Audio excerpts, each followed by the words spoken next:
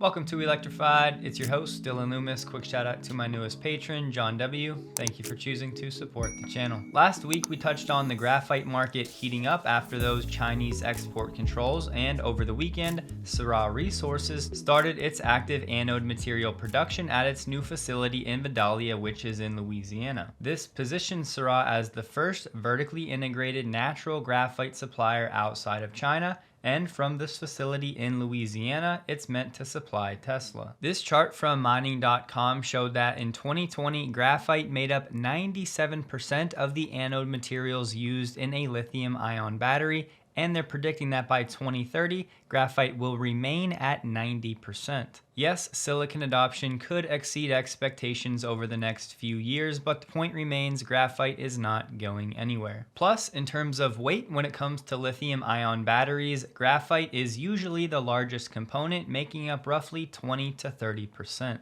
But due to losses in the manufacturing process, it can take 30 times more graphite than lithium to actually make these batteries. We touched a few times last week on Tesla finally making an appearance at some of these national auto shows, both in the United States and in Canada. And here's a quick 5-second video of why that's most likely a good decision for Tesla. We got the Tesla China data for the week. It's almost not even worth covering though, because this week it was predominantly covered by the Chinese New Year celebrations, which this year ran from February 10th to the 17th. With that in mind, the figure for the week was 2,600, and if you wanted to compare it to the same week in quarter 4, that number was 16.3 thousand. So, given the holiday shutdown for quarter 1, Tesla has now fallen behind the best record quarter ever for China, which was quarter 4. If you want a better comparison, quarter 1 of 2023 would work because the first 7 weeks of that quarter did actually encapsulate part of the Chinese New Year. Thus, through the first 7 weeks of quarter 1 in 2023, Tesla was at 47,135, meaning so far this year, Tesla is 14.3% ahead of that pace. I'm not sure what to make of this one, and it was last week, but just so everybody is aware, China Finance News reporting that they learned from Tesla China there is no Model Y facelift plan for the Chinese market this year. Keep in mind, Tesla China has already done a partial refresh of the Model Y. For example, they have the interior ambient lighting, but it's only in the front of the vehicle, not for the back passengers. If there was any truth to that report, it's most likely just Tesla playing a sales game, trying to avoid the Osborne effect. I'm still expecting a full refreshed Model Y from Giga Shanghai sometime later this year. On X, Tesla Economics said it's a matter of if, not when, Tesla reaches between 10 to 20 million vehicles delivered per year. Replying to that, Elon said it will be a very hard climb to 10x output. Doable, but it is an immense amount of work. From everything I read online, it seems like most Wall Street analysts have written off that 20 million unit per year number completely for Tesla. So if Elon still thinks it's doable and seemingly is striving for it, there's certainly still some alpha there over the next decade. I'm sure most of you have seen over the weekend Tesla's FSD version 12.2.1 is going out to Tesla employees and special groups for the first time. This build does include support for hardware for vehicles. And fast forward just one day and we have FSD version 12 going out to randomly dispersed groups of Tesla owners as well, not just influencers or special groups. AI Driver shared a clip saying FSD V12 handles a large dip in the road. I've tested this exact scenario on nearly every version. This is the first time it's succeeded. He also posted a quick video saying FSD version 12 can make U-turns, but the best part, there was a reply to this post from Paril Jain, the head of planning for Tesla's AI and Optimus, who said the best part, no dedicated effort went into, quote, let's make U-turns work. So quite literally, no programming, no custom written code for this specific scenario, just the neural nets actually watching other drivers do this maneuver and then deciding, hey, you know what, I can do this myself. That highlights what we've been talking about now for the better part of a year. Version 12 is going to be all about the rate of improvement. So the faster Tesla can roll out version 12 to a wide release, the more data it's going to collect, the more edge cases it can cover, and the faster it can learn. It won't be limited by engineers having to write manual code for each and every edge case. It's just feed more data of something similar so the car can learn on its own. It's certainly still worth pointing out that by and large, the auto wiper feature is still brutal. Two things of note, as Arthur said on X, version 12 handles speed bumps perfectly, and it performed a California roll through a stop sign, meaning it did not come to a complete stop. On the other side of the coin though, Holmar said of this new version, disappointing.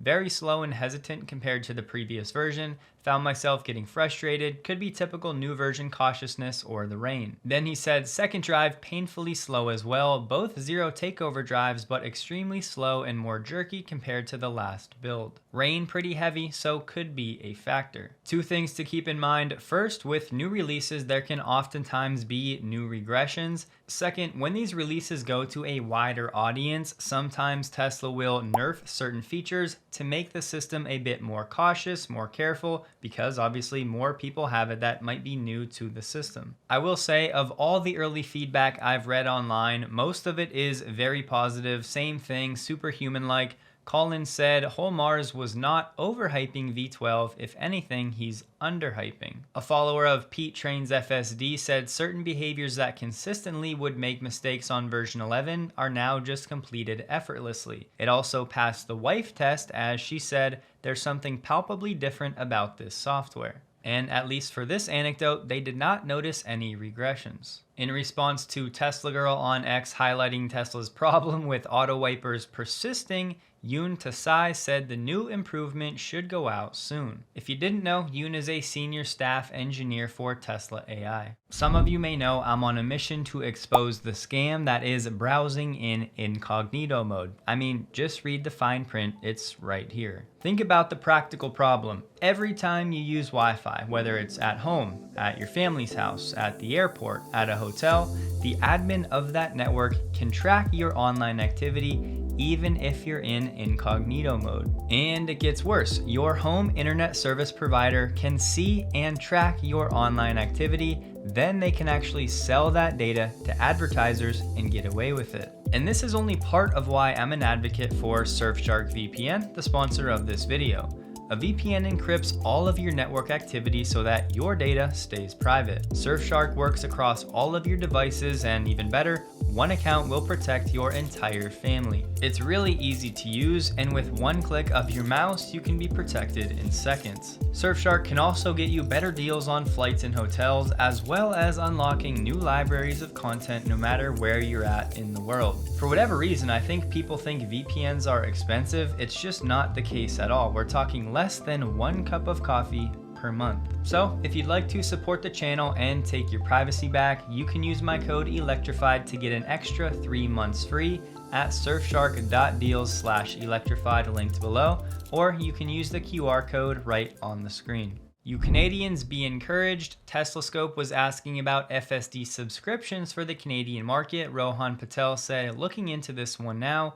Unless there are legal or other blockers I don't know about, we'll get this done. It gets better. Drive Tesla asked, could you please look into annual premium connectivity subscriptions? And Rohan said, apologies for not looking into this sooner. We'll get better answers on this one as well. These simple messages highlight a much bigger story, one that is the adoption of Tesla's FSD does not have to be people paying 12 grand up front for a software they don't know much about. The subscription feature is a big deal, and it's not available in that many markets. Plus, right now, the Tesla configurator is only live for about 45 different countries around the world. Say there's roughly 190 total. That's only about 23% of global countries that Tesla is actually selling vehicles into. Compare that with a company like Toyota, who on their own website says that they have sales in countries and regions totaling 170 plus. Well, Dylan, why isn't Tesla in more countries by now? Well, one, before they enter a country successfully, they need infrastructure to be set up, namely for charging. Tesla is still a relatively new company, and this type of thing takes time, but the point is there's a huge total addressable market for Tesla to still grow into. I saw 2 interesting takeaways from a new Tesla stock note from Morgan Stanley. They did a 3-question survey of 84 investors. Part of the results, less than 1 in 4 of those surveyed see Tesla as a good way to play the AI theme. That just brings me to what I said over on X. This is what the market thinks Tesla is up here, and most of us here know this is what Tesla really is. So if you ever need to explain to somebody what's going on with Tesla stock, well, this is a great analogy and picture to use. The water may be receding slower than some would like, but the time is coming when all of this is going to be revealed. One of the questions, where do you expect Tesla shares to bottom before the end of 2024? 48% said about $150. But get this, another 20% said $100 and 7% said below $100. Only 25% think Tesla has already bottomed at $180. Now look, given that only 24% of people said yes, they think Tesla is a good way to invest in the AI theme, I would not be putting any confidence into any of these predictions by this group of investors, but understanding the sentiment out there can be of our advantage. Cybertruck deliveries are expanding to new states. Now we have Utah on the list, and add North Carolina to the list while you're at it. This kid's reaction to just seeing the Cybertruck was too good not to share. There are now a total of 5 different colors for a Cybertruck PPF wrap, but still this is only available from 4 locations in California. If for whatever reason you doubted the impact that the IRA has had so far, maybe this will change your mind. CATL is quite literally restructuring its entire company just to take advantage of IRA tax credits and to avoid being treated as an FEOC, foreign entity of concern. Now yes, officially CATL is saying this is to help it adapt to changes and to improve its decision-making power. However, this restructuring is coming shortly after Biden actually released some of the requirements for what classifies as a foreign entity of concern. It's also true that Robin Zhang is the chairman of CATL, who previously held over 25% of CATL shares, but he has very close ties to the Chinese government. We also know that that joint venture between Ford and CATL that was earmarked for Michigan has been facing a ton of backlash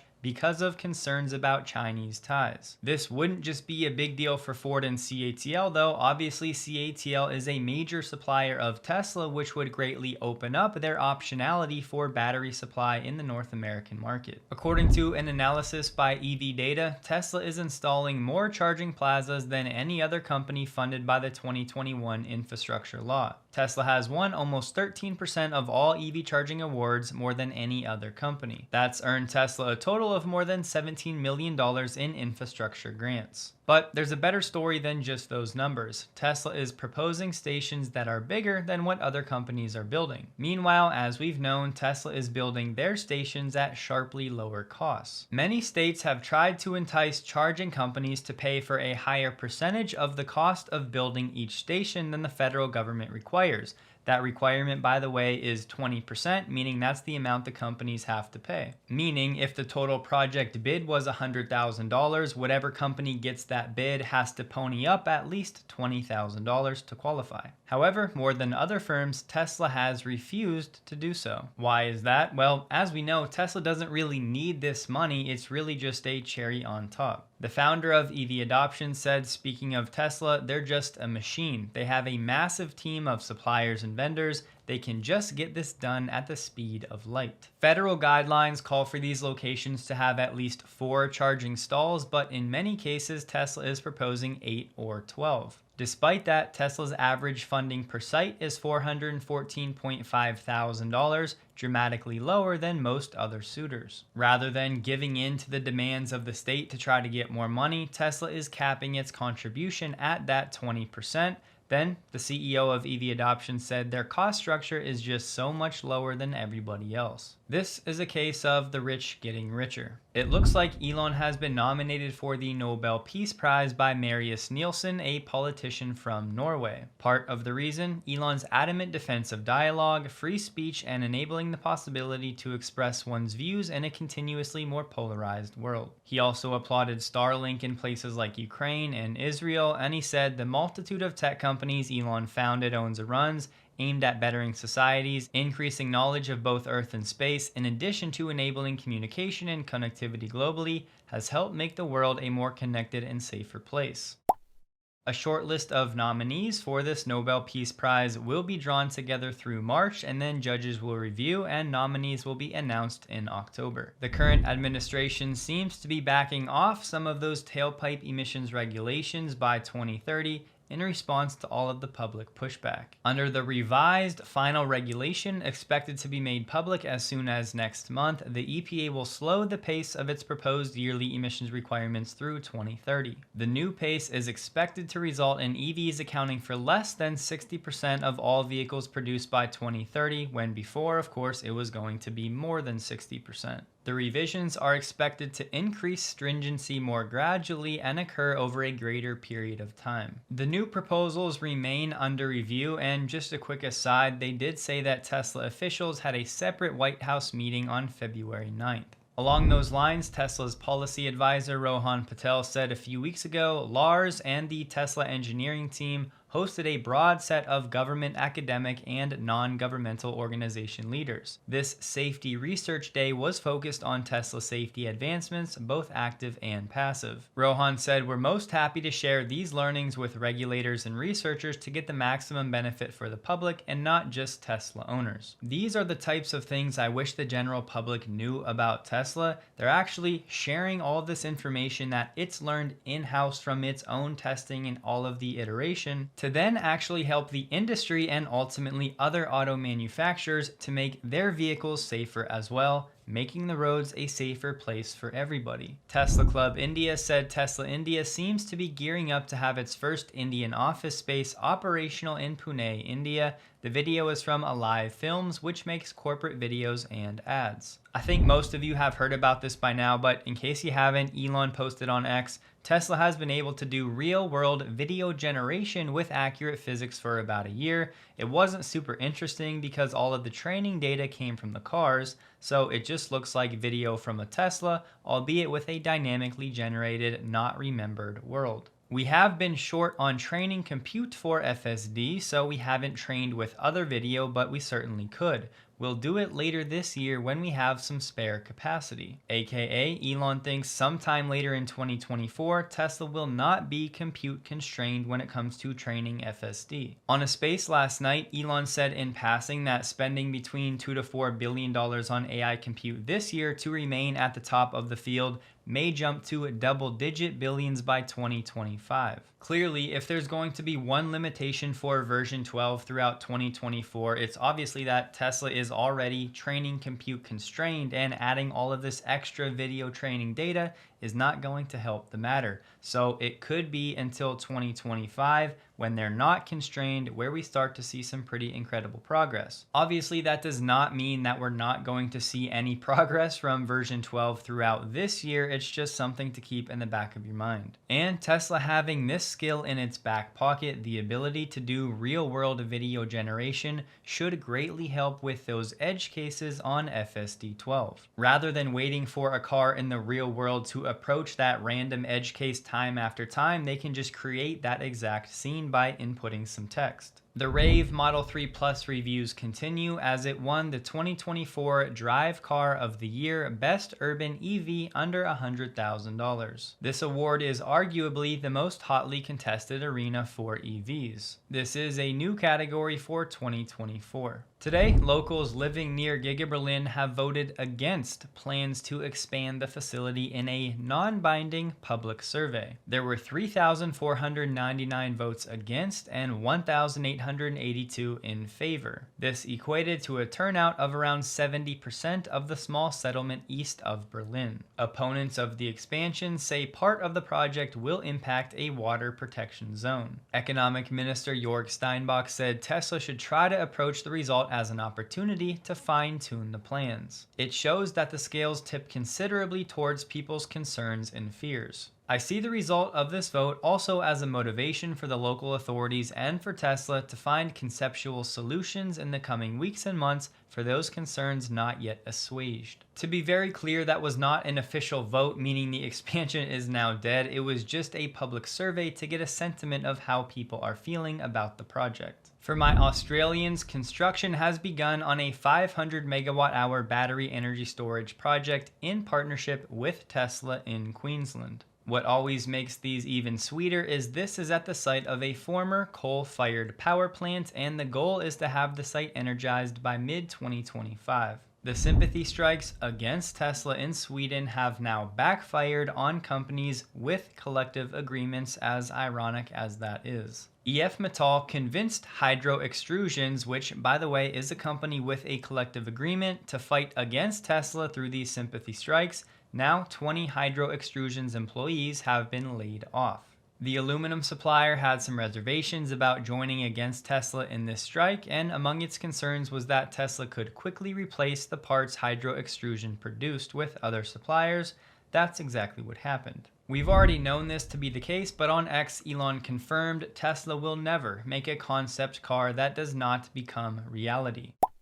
Just over 10,000 of the cars used by Uber and Lyft in New York City are now electric. That's 12% of the total fleet of the two ride-hailing companies. This means the drive transition in both fleets is happening faster than expected. Spitting in the face of Kia, some dealerships are marking up Kia EV9s by up to $7,000 over MSRP. It's not happening at all dealerships, but clearly at some, and Kia was already offering to pay dealers $2,000 for every EV9 delivery that went smoothly. The dealership model remains broken. Some people were surprised by this. Ford has cut the prices of the Mach-E between $3,000 and $8,000, but after it lost the $3,750 tax credit at the end of last year, it really did not stand a chance against the Model Y if it didn't add some sort of incentive. Ford Credit is also offering 0% financing for 72 months to qualified buyers, plus a $7,500 cash incentive on leased vehicles. Ford did say it wants to make way for the 2024 Mach-E, and now the Mach-E starts at $39,800. Over the weekend, VW unveiled the new ID7 Tourer, but this is only going to be for the European market, at least to start. So far, they said they have no plans to bring this to the United States. We finally got some info on the 2024 Acura ZDX, which yes, is going to be on GM's Ultium platform. It'll start at $65.7 thousand, just higher than the Lyriq, which starts right under $60,000.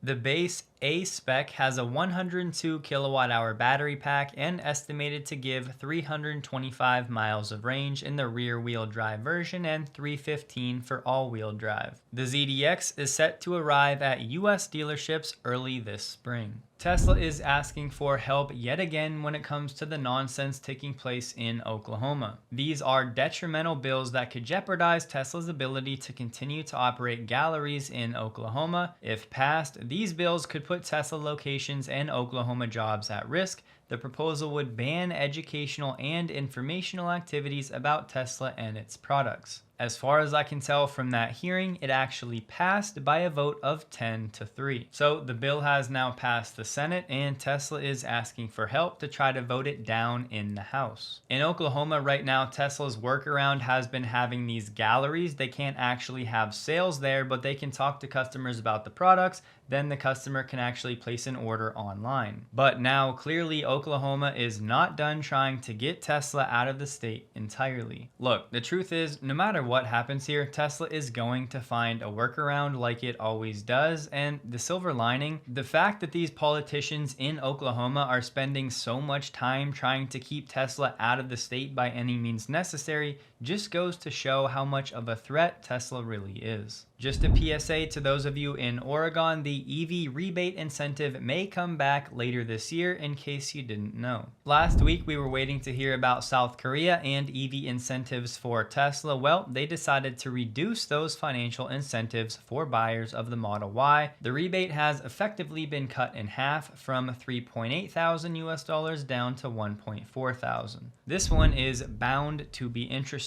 According to AutoWeek, GM is now rushing to get new plug-in hybrid EV variants of the Chevy Silverado and GMC Sierra to market as quickly as possible in a new crash program. Pretty interesting choice of words for a vehicle. GM was trying to hold strong there publicly, saying that they were fully committed to a full BEV future, but now behind the scenes they're capitulating just like Ford and apparently shifting focus to plug-in hybrids. Now the thing is, we knew that this was coming, but publicly GM was saying that they're just going to do it casually as they need to meet their emissions requirements, which by the way, are being loosened as we speak. But now we're learning, if this report is true, that GM is rushing to bring these vehicles to the market. Why? Maybe it's because their full BEVs are not coming online as soon as they expected. Top Gear just put out a video with the Lucid Gravity SUV. I would show you some, but they're notorious for copyright claims, so it'll be linked below if you're interested. Tesla stock closed the day at $193.76 per share after dipping down to $189 intraday,